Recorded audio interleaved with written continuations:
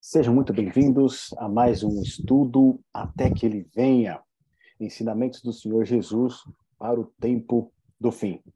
Hoje nós vamos dar sequência no nosso estudo, na nossa preparação pessoal para a vinda do Senhor Jesus.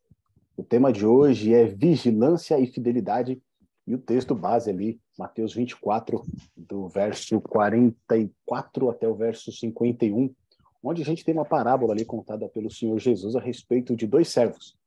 Mas antes da gente iniciar esse estudo, a gente, como de costume, vai ter o nosso momento aqui de oração, pedindo a iluminação do Espírito Santo. E também eu quero abrir esse momento aqui, para caso alguém tenha algum pedido em especial que gostaria que fosse feito, tá bom? Fique à vontade para abrir o microfone, fazer o seu pedido, ou então colocar aqui no chat para a gente o seu pedido de oração. É esse momento aqui a gente abre, né?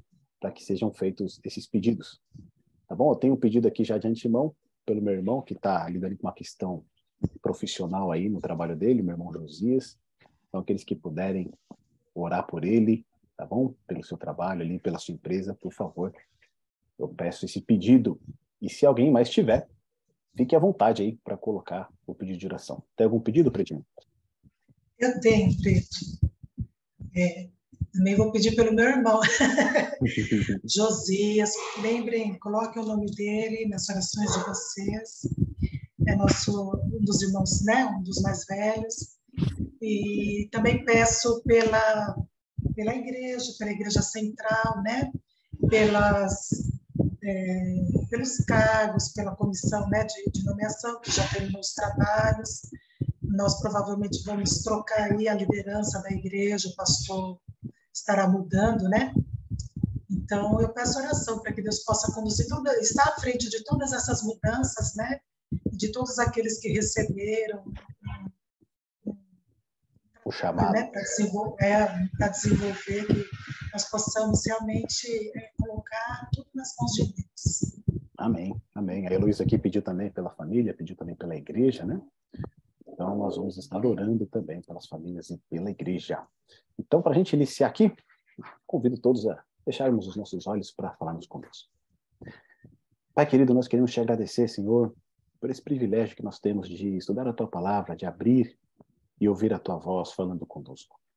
Aqui foram colocados os nossos pedidos pelo meu irmão, pelo irmão também da Damares, o Josias, que o Senhor venha iluminá-lo, abençoá-lo, cuidar dele, do seu trabalho. Pedimos também pelas nossas famílias, ó Deus, que o Senhor venha nos fortalecer, que o Senhor venha nos proteger de todo mal e cada vez mais nos ajudar nessa caminhada em que estamos. Oramos também pela igreja, Deus, pela igreja central lá do Macapá, para que essa nova liderança, né, tenha a tua direção, seja guiada pelo teu Santo Espírito. E por todas as igrejas, né, que estão renovando agora o seu corpo diretivo, que teu Santo Espírito esteja guiando o teu povo, fortalecendo e amparando. Abençoa-nos neste momento, neste estudo, abre o nosso coração para a tua palavra, que teu Santo Espírito nos guie. Nós pedimos essa bênção para aqueles que estão aqui agora nesse momento e para aqueles que irão assistir depois, em nome do Senhor Jesus. Amém. Meus amigos, sejam muito bem-vindos. Aqui a Selma colocou, né? Pelo irmão dela. Isso. Oh, pelo filho Rafael. No final, que a gente reitera, né? Esses pedidos de oração que foram feitos aqui, tá bom? Bem-vindo, Pedro. Bem-vindo, Selma. A Heloísa também. Olha só. Hoje nós vamos dar sequência aqui ao nosso estudo, tá certo? Falando a respeito, de novo, né? A gente viu que em todos os temas aqui que a gente tem trabalhado, Jesus ele sempre vai apontar para vigilância, tá bom? Então, esse é o grande preparo que nós temos que ter para a sua vinda. Então, o estudo anterior a gente falou a respeito de vigilância e juízo, tá certo? E hoje a gente vai falar a respeito de vigilância e fidelidade. Esse é o tema do nosso estudo de hoje, vigilância e fidelidade, onde a gente tem aquela parábola ali em Mateus capítulo 24, dos versos 44 até 51, onde o próprio Senhor Jesus ali ele vai exemplificar como nós devemos aguardar pela sua vinda. E ali ele vai contar a parábola dos dois servos, tá bom? Então, na nossa divisão aqui desse texto, né, que ele é curtinho, a gente tem 3 pontos aí para destacar. Primeiro, o contexto da parábola. Qual é o contexto que Jesus está, ele e os discípulos, quando ele conta essa parábola? Um exemplo a ser evitado e um exemplo a ser seguido, tá certo? A gente vai ter 2 exemplos aí né? Um a ser imitado e o outro a ser evitado. Então, olha só, quando a gente, né, ouve essa parábola do Senhor Jesus, ele vai contar várias parábolas para exemplificar como será a sua vinda. Ele conta essa parábola aí de dois servos. Um servo que era bom e um outro servo que era mau. Né? Um servo ali que estava aguardando a vinda do seu senhor e o outro ali que não estava aguardando e foi pego de surpresa. Então a gente tem essa imagem aqui ilustrativa, né? Um servo ali que estava aguardando o seu senhor retornar e quando o seu senhor retornou, ele estava pronto para atender ali, para lavar os pés do seu senhor, e outro que não aguardava a vinda do seu senhor e ali foi pego de surpresa quando ele retornou.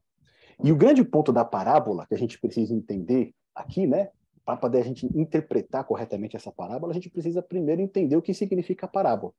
Né? E a parábola vem do grego, né, o termo grego parabole, que significa comparação. Ou seja, é uma noção de que uma coisa pode ser comparada a outra se for colocada ao lado desta. Tá certo? Então, todas as parábolas que Jesus contava ali, qual que era o grande propósito dele? Ele é comparar questões espirituais através de lições cotidianas, coisas do dia a dia que eles tinham acesso, que eles poderiam comparar com as lições espirituais que Jesus queria ensinar. Tá bom? Então, a parábola é uma pequena narrativa que usa alegorias para transmitir uma lição moral. Ou seja, a parábola ela não é literal. Tá certo? Então, a gente tem as parábolas que Jesus contava, né? Nenhuma delas era literal, nem mesmo aquela lá de Rico e Lázaro. O que ele queria ensinar, na realidade, era o quê? Lições espirituais a partir dessas narrativas, a partir dessas histórias. Tá bom? Então, essa parábola aqui também não é diferente. Né? Essa questão dos dois servos, eles não são literais, mas Jesus ali está querendo ensinar uma lição para a gente a respeito do nosso preparo para a sua segunda vinda. Então, olha só. No texto, né, de Mateus capítulo 24, do verso 44 ao 51, está escrito assim: Por isso ficai também vós apercebidos, porque em a hora em que não cuidais, o Filho do Homem virá. Quem é, pois, o servo fiel e prudente, a quem o Senhor confiou os seus conservos, para dar-lhes o sustento a seu tempo? Bem-aventurado aquele servo, a quem seu senhor, quando vier, achar fazendo assim.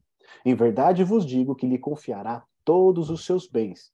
Mas se aquele servo, sendo mau, disser consigo mesmo, meu senhor demora-se, e passar a espancar os seus companheiros e a comer e a beber com os ébrios, virá o senhor daquele servo em dia em que não espera e em hora que não sabe, e castiga-lo-á, lançando-lhe a sorte com os hipócritas. Ali haverá choro e ranger de dentes. Então aqui a gente pega esse texto, nessa parábola contada pelo Senhor Jesus, bem curtinha, né, onde ele vai trazer algumas lições preciosas para a gente. E para a gente compreender o que o Senhor Jesus está querendo dizer aqui, a gente tem que lembrar do contexto. Lembra que a gente ainda está no contexto do Monte das Oliveiras, Jesus assentado ali com os 4 discípulos, Jesus falou lá a respeito dos sinais da destruição de Jerusalém, a respeito dos sinais da sua segunda vinda. Depois ele falou que a sua segunda vinda será como um juízo, e por isso eles deveriam vigiar. E agora aqui Jesus vai ensinar esses discípulos como eles devem o quê? Vigiar. Como eles devem estar preparados para a sua segunda vinda. E aí agora imagina o seguinte, você está acompanhando Jesus já há 3 anos, tá certo? Há mais de 3 anos, você abandonou tudo para seguir a Jesus. E aí quando você pergunta para o Senhor Jesus quando será que ele vai estabelecer o seu reino, ele não te dá uma data para isso, e o que ele diz para você é que você tem que vigiar. Imagina, né? Você pega Pedro, André, João, Tiago, abandonaram tudo para seguir Jesus. Seguiram ele por 3 anos. E aí, quando eles esperam que Jesus vai estabelecer o seu reino, eles perguntam, Senhor, quando que o Senhor vai estabelecer o seu reino? Eles não têm uma resposta. É difícil, né? E o que Jesus fala? Vocês têm o quê? Que vigiar. Vocês têm que ser o quê? Estarem atentos, apercebidos. Porque a hora em que não cuideis, o quê? O Filho do Homem virá. E aí, como que a gente pode estar preparado não sabendo quando será a volta do Senhor Jesus? Jesus, então, ele vai comparar. Vocês têm que ser o quê? Como um servo à espera do seu Senhor. E aqui é interessante porque a gente falou da parábola, né? Que é uma história que exemplifica uma lição espiritual. Aqui de uma maneira muito clara, Jesus, ele se coloca no lugar do Senhor desses servos e os discípulos são servos que devem aguardar a vinda do seu Senhor.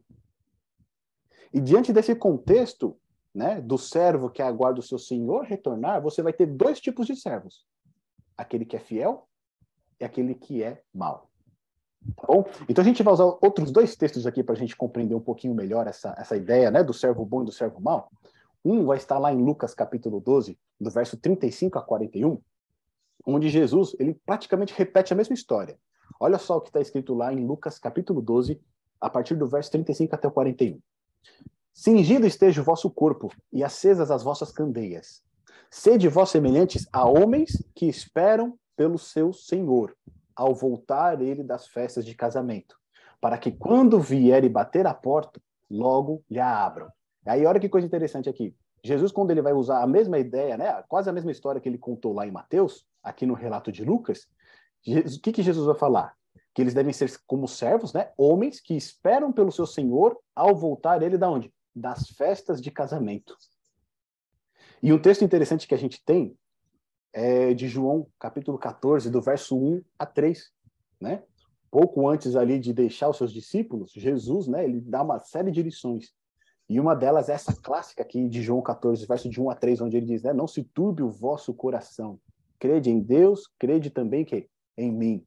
Na casa de meu pai há muitas moradas, né? E se não fosse assim, eu vou-lo teria dito, pois vou preparar-vos lugar. E quando eu preparar o lugar, voltarei e os tomarei para mim mesmo, para que onde eu estiver estejam o quê? Vocês também. Então aqui, Jesus, quando ele diz essas palavras para os discípulos, em que ele vai deixar eles por um momento, né? Ele vai para a casa do Pai e vai preparar lugar para eles. Mas quando tiver tudo pronto, ele vai retornar para buscar esses discípulos. Jesus está falando o quê? A respeito da sua ascensão, de um tempo que vai passar, né, em que ele ascendeu ao céu, mas que depois ele vai retornar. E esse movimento que Jesus faz de ir para o céu e depois retornar, ele compara como se fosse um casamento antigo, lá do Oriente. Tá certo? O casamento no Oriente era comparado de como é que ele acontecia, né? O noivo, ele desposava a noiva, né? Eles ali já entravam num contrato ali nupcial, depois ele saía e ia preparar um lugar para eles. Então ia preparar a casa, ele ia trabalhar, ele ia construir a casa, ele ia preparar tudo. Depois que estivesse tudo certo, o que acontece? Ele retorna para então, enfim, né, tomar a esposa nas suas mãos e levar para a casa deles. Então esse movimento que, né, que o noivo fazia no casamento do Oriente é o mesmo que Jesus faz aqui, quando ele relata em João 14. E quando ele conta essa parábola, é a mesma história. Sede vós semelhante aos homens que esperam pelo seu Senhor a voltar ele o quê? Das festas de casamento. Para que quando vier e bater a porta, logo lhe a abram. Bem-aventurados aqueles servos a quem o Senhor, quando vier, os encontre vigilantes. Em verdade vos afirmo que ele há de cingir-se, dar-lhes lugar à mesa e, aproximando-se, os servirá. Quer ele venha na segunda vigília, quer na terceira, bem-aventurados serão eles, se assim os achar. Sabem, porém, isto: se o pai de família soubesse a que hora havia de vir o ladrão, vigiaria e não deixaria arrombar a sua casa. Ficai também vós apercebidos, porque a hora em que não cuidais, o Filho do Homem virá. Então ele repete a mesma história aqui, tá certo? Mudando poucas coisinhas, mas ele conta a mesma história. O que ele espera dos seus servos? Que eles estejam o quê? Preparados, que eles estejam prontos para o seu retorno. Não importa quando seja. E aí no verso 41, olha que coisa interessante. Pedro, ele vai fazer uma pergunta. Olha lá, Pedro. Então Pedro perguntou: Senhor, proferes esta parábola para nós ou também para todos? E aí, o que vocês acham? Será que Jesus está se dirigindo somente ali aos discípulos ou ele está falando para todos? Para todas as pessoas? Né? Na continuação desse mesmo capítulo 12, olha o que vai estar escrito lá para a gente. Ó. Agora do verso 42 a 59, porque Jesus ele vai complementar essa história que ele acabou de contar. Então ele diz assim, ó, disse o Senhor, quem é, pois, o mordomo fiel e prudente, a quem o Senhor confiará os seus conservos para dar-lhes o sustento a seu tempo? Percebe? Olha o que ele está falando aqui para a gente. Bem-aventurados, de novo ele fala, né? Bem-aventurados, aquele servo a quem o seu Senhor, quando vier, achar fazendo assim. Verdadeiramente vos digo que lhe confiará todos os seus bens. Mas, se aquele servo disser consigo mesmo, meu Senhor tarda em vir, e passar a espancar os criados e as criadas, a comer, a beber e a embriagar-se, virá o Senhor daquele servo em dia em que não espera e em hora que não sabe, e castigá-lo-á, lançando-lhe a sorte com os infiéis. Aquele servo, porém, que conheceu a vontade de seu Senhor e não se aprontou, nem fez segundo a sua vontade, será punido com muitos açoites. Aquele, porém, que não soube a vontade do seu senhor e fez coisas dignas de reprovação, levará poucos. Mas aquele a quem muito foi dado, muito lhe será o quê? Exigido. E aquele a quem muito se confia, muito mais lhe pedirão. Então, olha que coisa interessante aqui, né?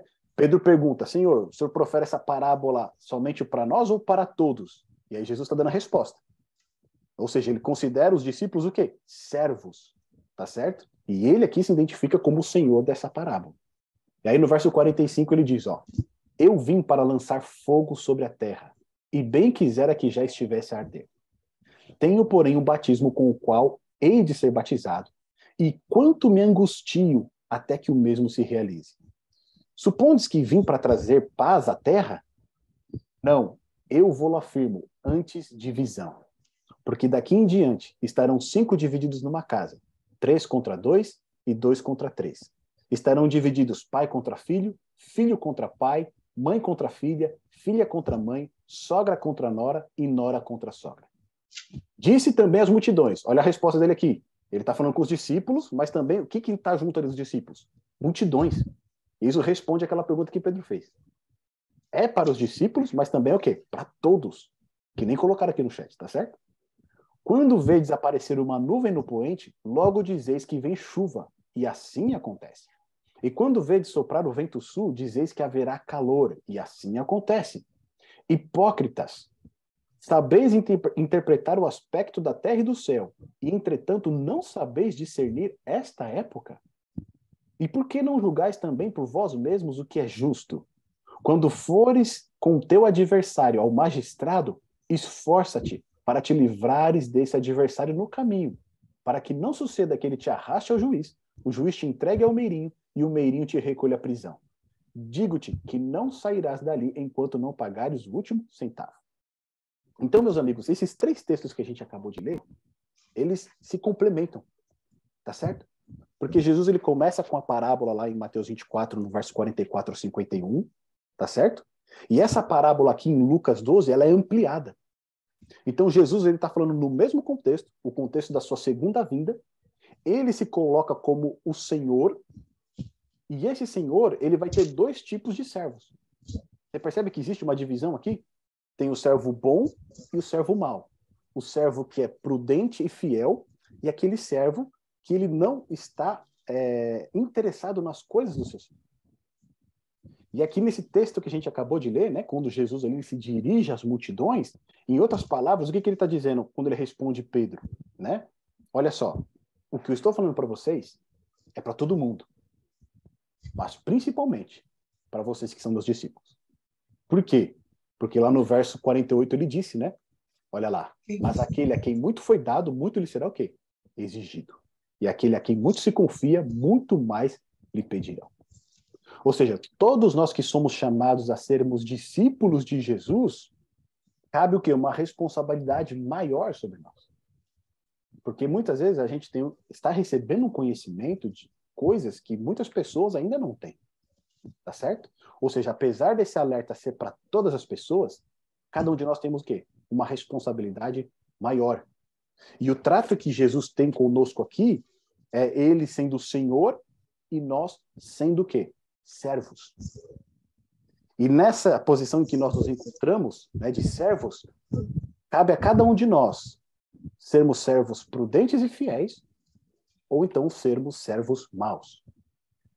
Né? E é interessante esse ponto porque o servo, apesar de às vezes estar traduzido como escravo, né, às vezes está traduzido como mordomo, a ideia do servo lá nos tempos de Jesus era de um administrador.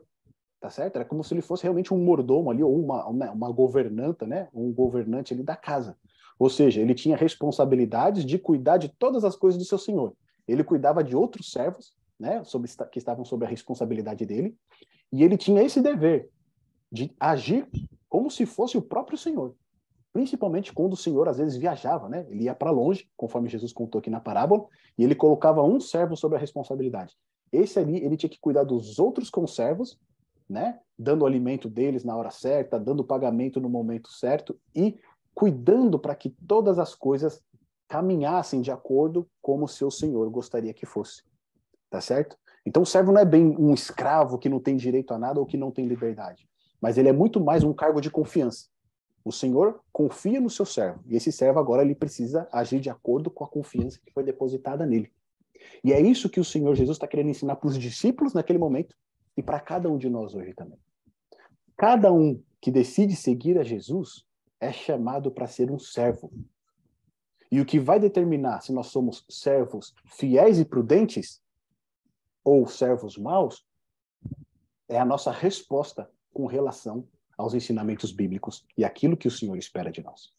A gente viu aqui, né, que ele coloca de uma maneira muito clara, no verso 43. Bem-aventurado aquele servo a quem o seu Senhor, quando vier, achar fazendo assim. Assim o quê?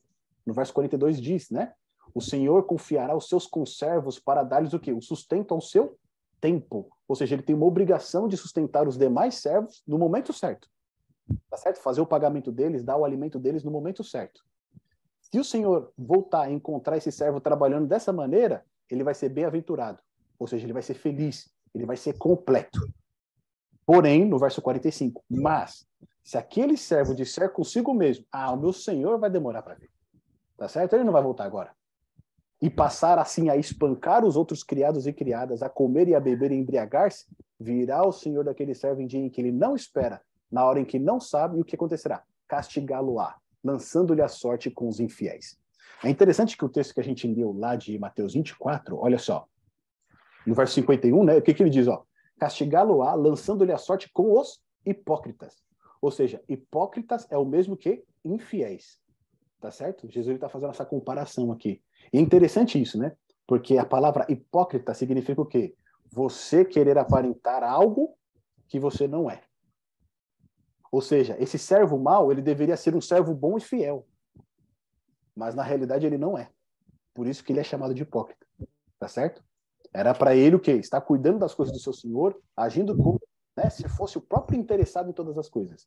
Mas ele não age assim. Ele começa a beber, ele começa a comer, ele começa a espancar os seus outros conservos, e é por isso que ele é chamado de hipócrita.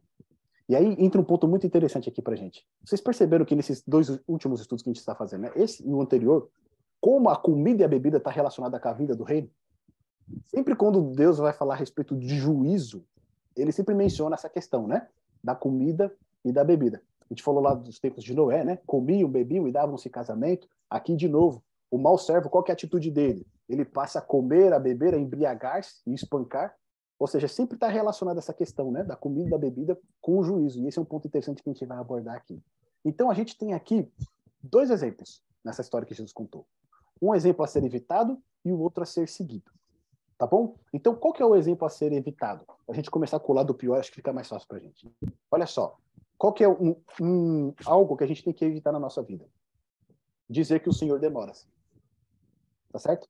Lá no verso 48 de Mateus 24, o que o mau servo fala? O meu Senhor demora a voltar. Então, eu vou fazer tudo do jeito que eu quero, eu vou fazer as coisas da maneira que eu acho que é melhor e pronto. Tá certo? Ele demora para voltar. Só que dizer que o Senhor demora para voltar, e aqui a gente sabe que esse Senhor é o Senhor Jesus, né? É o retorno dele, eu dizer que o Senhor Jesus demora a voltar, né? Eu estou contradizendo a própria palavra de Deus. Porque lá em Apocalipse capítulo 22, no verso 7, o próprio Senhor Jesus diz, eis que venho sem demora. Né? Ou seja, quando eu falo o Senhor demora para voltar, não vai voltar agora.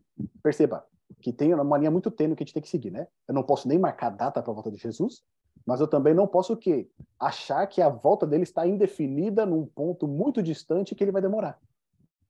É isso que a gente está aprendendo aqui. A vigilância envolve o quê? Você estar preparado para a volta do Senhor Jesus como se ela fosse acontecer amanhã, por mais que não seja. Tá certo? E também eu não posso ter a postura de falar, vai demorar muito. Né? Faz 2000 anos que estão falando a respeito da volta de Jesus, não vai ser agora. Então tem muitas pessoas que têm essa postura.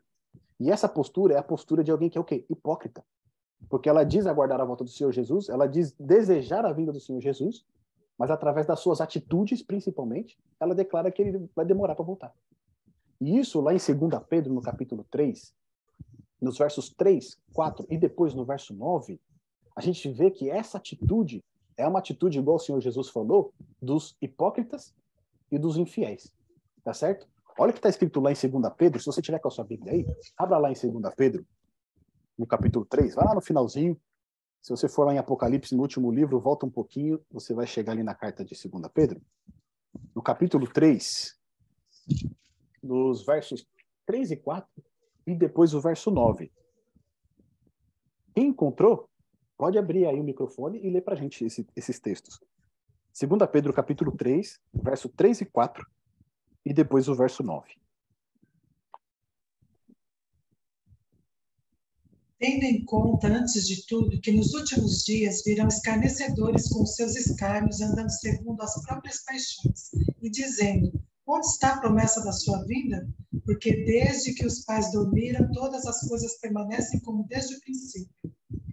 Não retarde, Senhor, a sua promessa, como alguns a julgam demorada. Pelo contrário, ele é longânimo para convosco, não querendo que nenhum pereça, senão que todos cheguem ao arrependimento.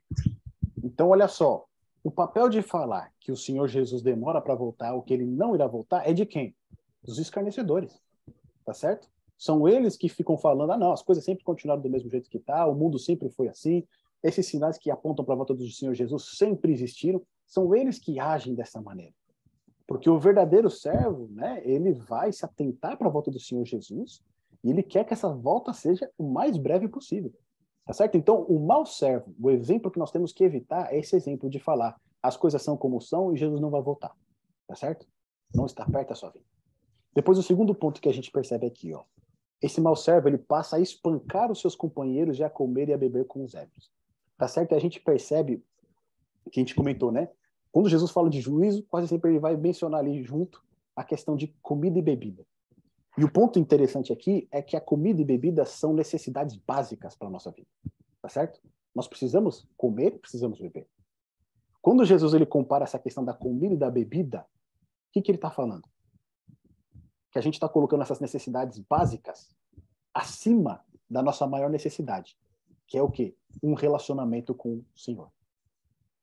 Então, quando ele fala, quando a gente dá mais importância para as necessidades básicas da nossa vida, o comer, o beber, o trabalhar, né, o vestir, a gente coloca essas necessidades acima do nosso relacionamento com o Senhor Jesus, acima da nossa fidelidade a Ele, nós estamos agindo como um servo o quê?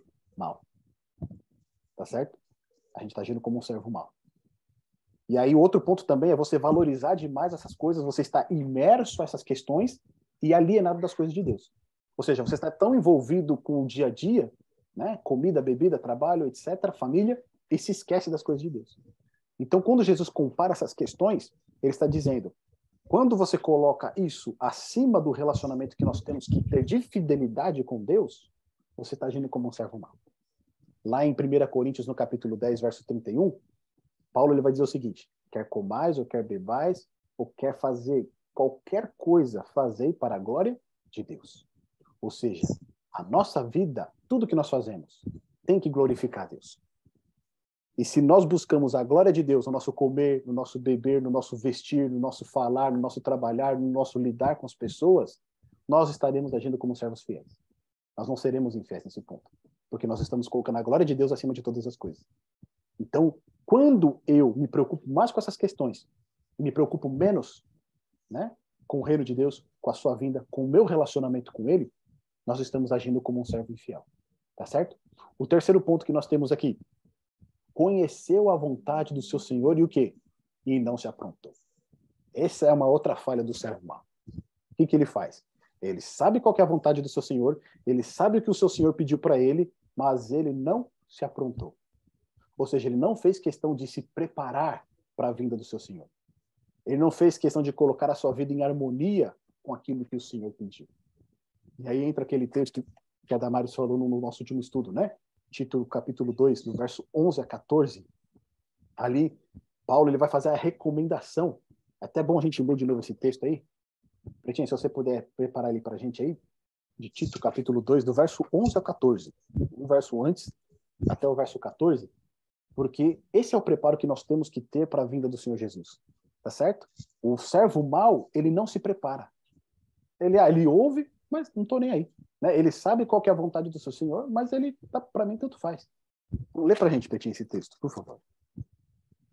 Porquanto a graça de Deus se manifestou salvadora a todos os homens, educando-nos para que, renegadas a impiedade e as paixões mundanas, vivamos no presente século, sensata, justa e piedosamente, aguardando a bendita esperança e a manifestação da glória do nosso grande Deus e Salvador Cristo Jesus, o qual a si mesmo se deu por nós a fim de remir-nos de toda a iniquidade e purificar para si mesmo um povo exclusivamente seu, zeloso de boas obras.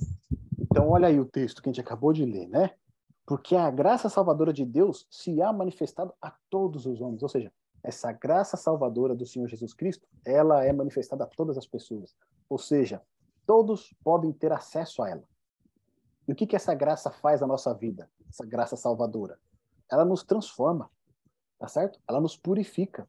E ela nos leva a um relacionamento mais íntimo com o Senhor Jesus. Ou seja, se a graça que nós recebemos do Senhor Jesus não nos transforma, não muda a nossa vida, não nos santifica, não nos faz abandonar os nossos maus hábitos, né, as nossas velhas práticas que são contrárias à palavra de Deus, não nos fazem mais obedientes, tem alguma coisa errada. Tá certo? E aí entra o ponto do servo mau. Ele sabe qual que é a vontade do seu Senhor, mas ele não se apronta. E o fato dele não se aprontar é uma vontade própria. Ele não tem vontade o quê? De se preparar. Ele não tem vontade de se colocar em harmonia com a vontade do seu Senhor. E aí o último ponto que a gente vê aqui desse exemplo a ser evitado é qual? Nem fez segundo a sua vontade. Que vontade? A vontade do Senhor. Ou seja, esse servo mau, ele não se prepara nem por vontade própria e nem pela vontade do seu Senhor. Tá certo? Ou seja, ele não tem o temor de Deus. Porque ele fala assim, bom, pela minha vontade eu não vou me preparar. Mas mesmo sabendo o que o meu Senhor quer, eu também não vou fazer isso. Tá certo? Ou seja, ele se nega a estar preparado para a vinda do seu Senhor. E esse é o ponto que a gente precisa evitar. Porque qual que é a vontade do seu Senhor? Olha o que está lá em Ezequiel, no capítulo 33. A gente falou desse texto, inclusive, no nosso primeiro estudo. O Ross citou ele para a gente. Ezequiel 33, do verso 7 até o verso 9. Se você está com a sua Bíblia aí, abra lá em Ezequiel. Abra ela aí no meio. Abra a Bíblia no meio aí. Você vai provavelmente cair em Salmos. Aí você avança um pouquinho aí. Você vai passar pelos profetas, Isaías, Jeremias e Ezequiel, capítulo 33, dos versos 7 até o verso 9. Quem encontrou aí, pode ler para a gente. Pode abrir o microfone e fazer essa leitura, por gentileza. Ezequiel, capítulo 33, do verso 7 até o verso 9.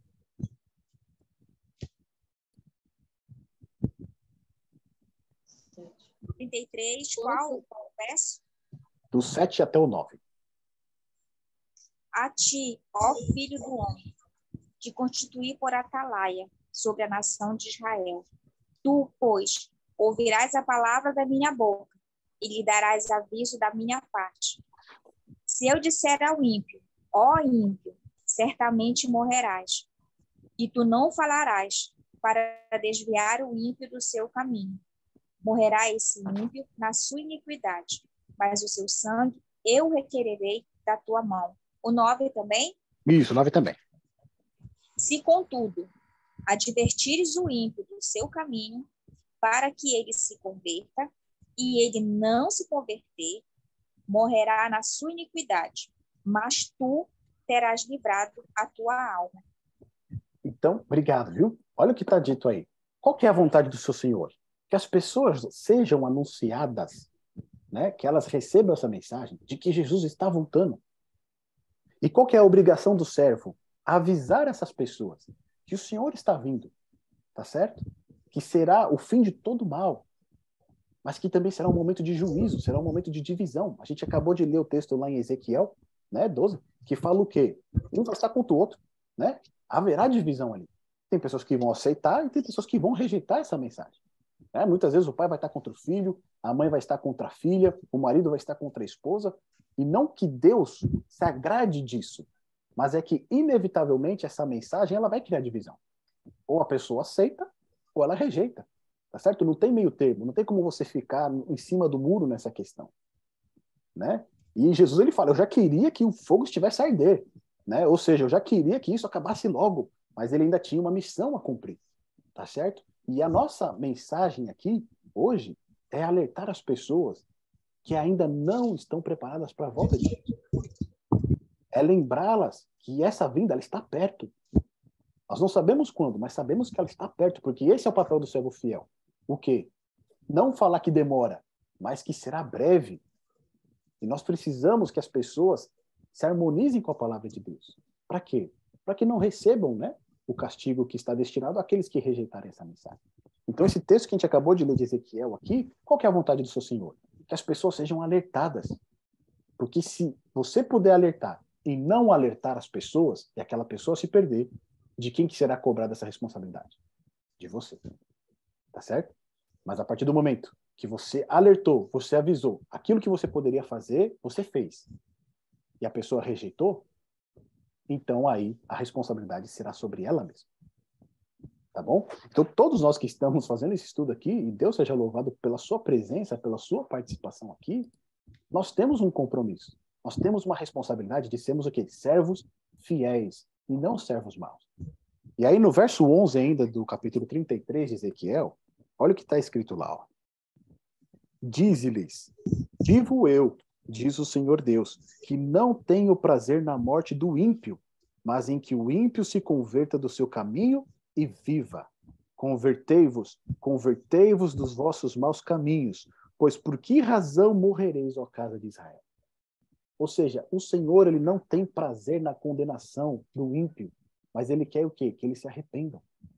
Mas como eles podem arrepender-se se ninguém anunciar? Como eles podem se converter se eles não souberem que a vinda está perto? Percebe? É essa responsabilidade que compete a nós, como discípulos de Jesus. Então, aqui nós vemos o exemplo a ser evitado. Agora, qual que é o exemplo a ser seguido? Já entendemos. Eu não tenho que falar que o Senhor demora para voltar. Eu não tenho que espancar os meus companheiros, né? Ou estar mais preocupado aí com questões do dia a dia. Vamos colocar da maneira correta, né? Não que eu não tenha que me importar com as questões do dia a dia, mas elas não podem ser a prioridade na minha vida. A prioridade deve ser o quê? O meu preparo espiritual, o meu relacionamento com o Senhor. Né? Mateus 6,33 diz isso, buscai o reino de Deus e a sua justiça em primeiro lugar, e todas as demais coisas serão o quê? Acrescentadas. Deus sabe o que nós precisamos, ele vai cuidar de nós. Tá bom? Então, o outro ponto que a gente viu aqui, o mau servo, ele não se aprontou. Ele recebeu todas as mensagens, ele sabia qual era a vontade do Senhor, mas ele ficou indiferente a isso. Ele procurou antes fazer a sua própria vontade. Tá certo? Ele não quis se preparar. E qual que é o exemplo a ser seguido aqui que a gente tem? Então, o primeiro deles é ficar apercebido. Tá certo? Mateus 24, no verso 44. O servo fiel, o mordomo fiel e prudente, ele está o quê? Apercebido. O que significa isso? Ele está vigilante. Ele está observando os sinais da sua vinda, ele está sabendo que esses sinais apontam para a volta do Senhor Jesus e ele está atento. Ele não está sonolento, tá certo? Ele está atento aos sinais. O segundo ponto. Quem é, pois, o servo fiel e prudente? O que ele faz? Ele prepara-se antecipadamente. Prudente visa o quê? Um preparo. Ou seja, ele não está apenas vigiando, mas ele também está o quê? Se preparando. Tá certo? Então, o servo fiel, o exemplo que nós temos que seguir é o quê? É ter um preparo. E aí, lá em 2 Pedro, vamos voltar lá em 2 Pedro, no capítulo 3, porque na continuação daqueles versos que a gente leu, Pedro ele vai falar justamente sobre isso, sobre esse preparo que a gente precisa ter. Volta comigo lá em 2 Pedro, no capítulo 3, a gente lê do verso 10 até o verso 18. 2 Pedro, capítulo 3. Quem encontrou e quiser ler para a gente, por favor, fique à vontade, pode abrir o microfone e fazer essa leitura. Tá bom? Porém, o dia do Senhor virá como um ladrão. Naquele dia, os céus passarão com grande estrondo, e os elementos se desfarão pelo fogo. Também a terra e as obras que nela existem desaparecerão. Como esperar o Senhor? Uma vez que tudo será assim desfeito, vocês devem ser pessoas que vivem de maneira santa e piedosa, esperando e apressando a vinda do dia de Deus. Por causa desse dia, os céus incendiados serão desfeitos, os elementos se derreterão pelo calor. Nós, porém, segundo a promessa de Deus, esperamos novos céus e nova terra, nos quais habita a justiça. Por essa razão, amados, esperando estas coisas, esforcem-se para que Deus os encontre sem mácula, sem culpa e em paz. E considerem a longanimidade do nosso Senhor como oportunidade de salvação, como também o nosso amado irmão Paulo escreveu a vocês. Segundo a sabedoria que lhe foi dada, ao falar a respeito destes assuntos, como, de fato, costuma fazer em todas as suas cartas. Nelas, há certas coisas difíceis de entender, e aqueles que não têm instrução e são instáveis, deturparão, como também deturparão as demais escrituras, para a própria destruição deles. Portanto, vocês, meus amados, visto que já sabem disso, também cuidado para que não sejam arrastados pelo erro desses insubordinados e caiam de posição segura em que se encontram. Pelo contrário, cresçam na graça e no conhecimento do Senhor Jesus e Salvador Jesus Cristo. A Ele seja a glória, tanto agora como no dia eterno. Amém. Obrigado, Selma. Olha que coisa interessante. Então, eu te li alguns versos anteriores que falavam o quê? Os escarnecedores, eles dizem o quê? Que o Senhor Jesus vai demorar para voltar. Tá certo? Porque as coisas permanecem do mesmo jeito como eram desde lá no passado. Só que um pouquinho mais para frente, o que o próprio Pedro vai continuar dizendo? Mas o dia do Senhor virá como um ladrão de noite. Lembra que a gente falou? O elemento surpresa.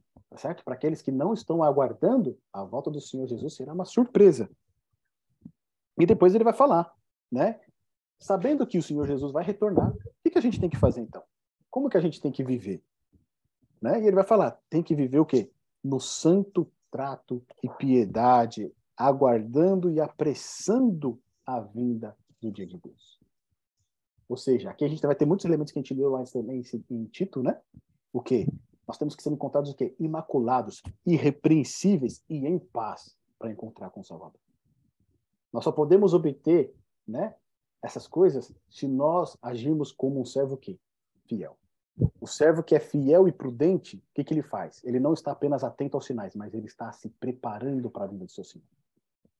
Certo? Ele está abandonando ali, né, as suas más práticas, aquela graça transformadora que a gente viu lá em Tito, ela transforma realmente o coração e a pessoa vai cada vez mais se tornando a imagem e semelhança de Jesus. É assim que ele vai encontrar o Salvador em paz, porque ele sabe, né, que mediante a justiça de Cristo não tem nada que possa condenar. Ele vai ser salvo em nome do Senhor Jesus.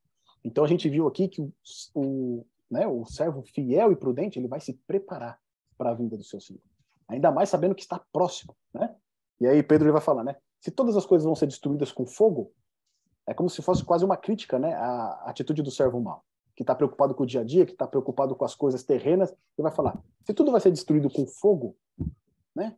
O maior preparo que você precisa ter é o preparo para encontrar o Senhor em paz. Tá certo? É isso que ele vai trazer aqui pra gente. Aí depois outro ponto que ele traz aqui, ó. O exemplo a ser seguido. Confiou seus conservos para dar o sustento a seu tempo. O que isso significava? Lembra que a gente falou que o servo, né, um mordomo na antiguidade, o que ele tinha que fazer? Ele tinha que dar o alimento dos outros conservos, ele tinha que dar o pagamento no momento certo. Tá certo? Ele era o responsável por isso. E aí vem um ponto que é muito interessante pra gente, que é esse aqui, ó. Dar-lhes o sustento ao seu tempo. O que significa isso? Existe um tempo em que algumas questões elas precisam ser mais trabalhadas do que outras. Tá certo? Por exemplo, nos tempos dos apóstolos, qual que era ali a mensagem que tinha que ser dada às outras pessoas? Jesus Cristo é o Salvador, ele é o Filho de Deus.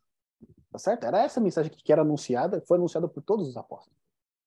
Quando a gente avança no tempo, a gente tem a Reforma Protestante, qual que era a mensagem ali que tinha que ser dada às pessoas?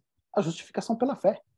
Né? Ninguém é salvo pelas obras. É unicamente nas obras de Cristo, no mérito de Cristo que nós somos salvos. Essa era a verdade para aquele momento. Né?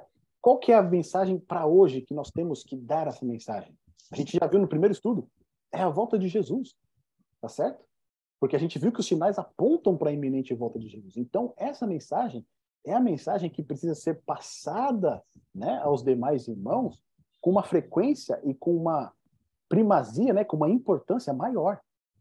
E muitas vezes o que a gente vê é as pessoas esquecendo de falar sobre esse assunto, falam sobre diversos outros assuntos, tá certo? Assumem o púlpito e tratam de diversos assuntos diferentes. Seja o pastor, seja o padre, seja o presbítero, seja quem for. Ele fala de diversos outros assuntos, mas pouco fala a respeito da volta do Senhor Jesus e como nós devemos nos preparar para essa vinda, para sermos encontrados como mordomos fiéis. Ou seja, se tem uma mensagem hoje que é importante, que as pessoas precisam conhecer, é a que Jesus está muito perto de voltar. E não somente isso, porque a gente viu lá, por exemplo, lá em Mateus 24, no verso 14, né, que o requisito para a volta de Jesus qual que é? O evangelho ser pregado a quê? A toda tribo, língua, nação e povo, não é isso? Esse evangelho do reino será pregado para testemunho. E então o quê? Virá o fim. Não é isso? Então, qual que é a mensagem hoje que a gente tem que fazer? Pregar esse evangelho. E lá em Apocalipse 14, de uma maneira muito mais detalhada, a gente tem as mensagens que precisam acompanhar essa pregação. Eu convido você a abrir a sua Bíblia em Apocalipse 14, para a gente ver, né, esse evangelho que precisa ser pregado, e você vai ver uma coisa curiosa, porque ele parece um eco do que Jesus disse lá em Mateus 24, né, quando ele fala, e esse evangelho do reino será pregado para testemunho. Se você abrir a sua Bíblia agora em Apocalipse capítulo 14, no verso 6, olha o que está escrito lá, em Apocalipse 14, no verso 6. E vi outro anjo voar pelo meio do céu, e tinha o evangelho eterno. Para quê? Para proclamar os que habitam sobre a terra e a toda nação, tribo, língua e povo, dizendo com grande voz, temei a Deus e dai-lhe glória, porque é vinda a hora do seu juízo, e adorai aquele que fez os céus e a terra e o mar e as fontes das águas. Percebe que o verso 6 é quase um eco lá de Mateus capítulo 24, verso 14? Pregar todas as nações, a toda tribo, língua e povo. Só que junto dessa mensagem do evangelho, qual que é o convite que faz? Temei a Deus e dai-lhe glória, porque é vinda a hora do quê? Do seu juízo. Nesse estudo que a gente está fazendo, a gente não viu que a volta do Senhor Jesus também é o juízo? Ou seja, o juízo está perto, o juízo está próximo, tá certo? Então, qual que é o convite? Adorai aquele que fez o céu, a terra, o mar e a fonte das águas. É um convite para adorar o Deus verdadeiro. Para adorar aquele que é o único que é o Criador. E esse texto que a gente acabou de ler aqui, no verso 7, ele é um eco de Êxodo capítulo 20. Tá certo? O quarto mandamento que fala a respeito do sábado. Lembra-te do dia de sábado para o santificar. Né? Porque em 6 dias criou o Senhor Deus os céus, a terra e as águas e tudo que neles há. Né? Esse é o mandamento que aponta para o Deus Criador. E aqui a gente vê um eco nele aqui. Então, esse aqui é uma lembrança para nós. Olha, o Evangelho Eterno ele precisa ser pregado dentro do contexto dessas mensagens aqui de Apocalipse 14. Olha o que diz lá no verso 8 para a gente, ainda de Apocalipse 14. E outro anjo seguiu dizendo que caiu Babilônia, aquela grande cidade que a todas as nações deu a beber do vinho da ira da sua fornicação. Ou seja, Babilônia, né, que representa aqui, né, um sistema todo em oposição a Deus, em oposição à verdade de Deus. Qual que é a segunda mensagem que precisa ser dada? Que ela caiu. Né? E esse caiu aqui está no passado. Ou seja, é como se o profeta aqui, né, João, tivesse visto já ela caída lá atrás. Ou seja, todos aqueles enganos, todo aquele sistema que é contrário à vontade de Deus, que é contrário à palavra de Deus, que é contrário aos mandamentos de Deus, o que vai acontecer com ele? Ele vai cair. Por isso que nós temos que se voltar, né, para o Deus verdadeiro, o Deus Criador. E aí depois a gente tem dos versos 9 até o 12, olha o que diz lá. E seguiu-se o terceiro anjo, dizendo com grande voz, se alguém adorar a besta e a sua imagem, e receber o sinal na sua testa ou na sua mão, também este beberá do vinho da ira de Deus, que se deitou não misturado no cálice da sua ira, e será atormentado com fogo e enxofre diante dos santos anjos e diante do Cordeiro. E a fumaça do seu tormento sobe para todo sempre, e não tem repouso nem de dia nem de noite, os que adoram a besta e a sua imagem, e aquele que receber o sinal do seu nome. Aqui está a paciência dos santos. Aqui estão os que guardam os mandamentos de Deus e a fé em Jesus. Ou seja, aqui nós temos 3 mensagens que estão diretamente relacionadas com a pregação do evangelho no mundo inteiro. Quando o mundo inteiro receber essas 3 mensagens, entender essas 3 mensagens, então cada um tomar sua decisão, virá o fim. Tá certo?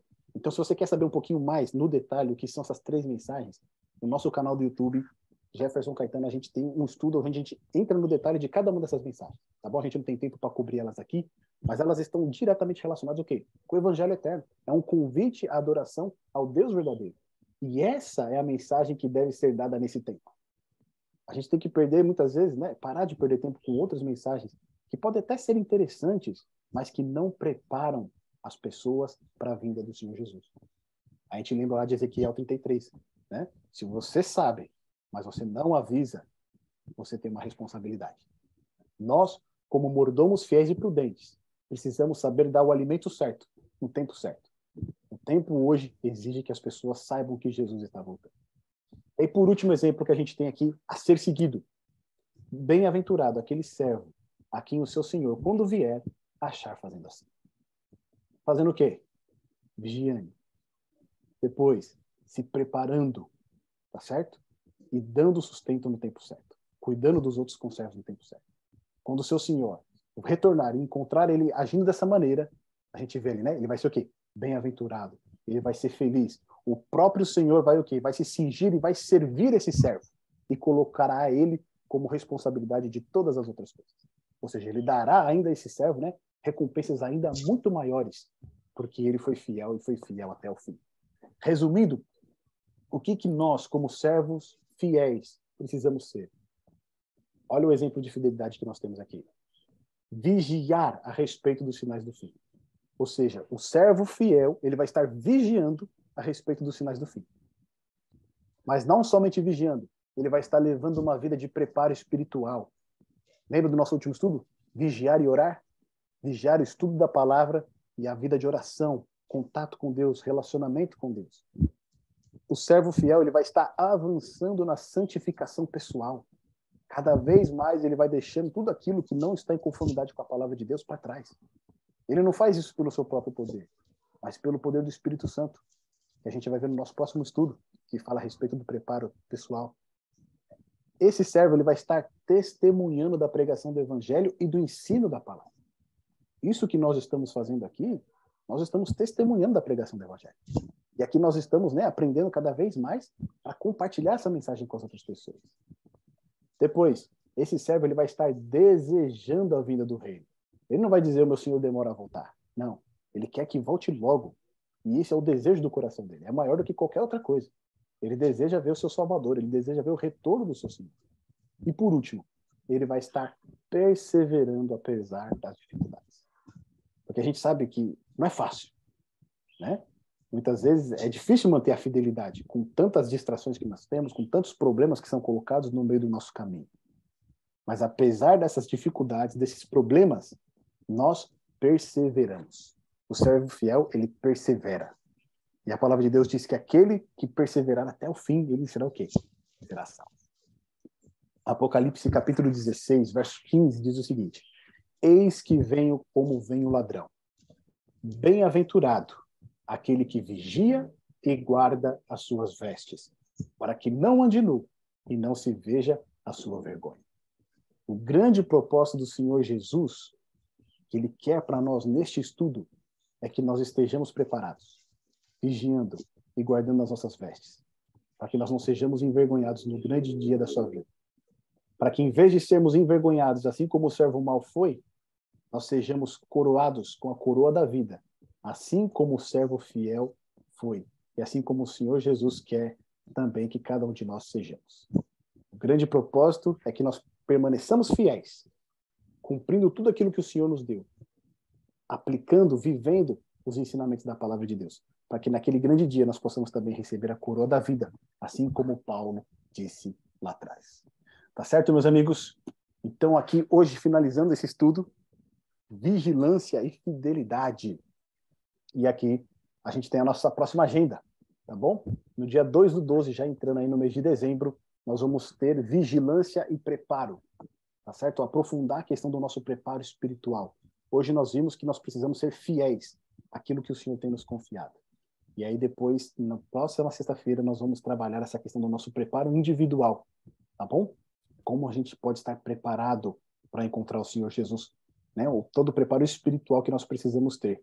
E o texto será de Mateus capítulo 25, do verso 1 até o verso 13. Ali vai ser a parábola das 10 virgens, tá bom? Uma parábola bastante conhecida, e a gente vai aprofundar um pouquinho mais nela. Neste momento aqui, eu abro então para vocês fazerem seus comentários, tirarem as suas dúvidas, fazerem as suas ponderações. Fiquem à vontade, meus amigos.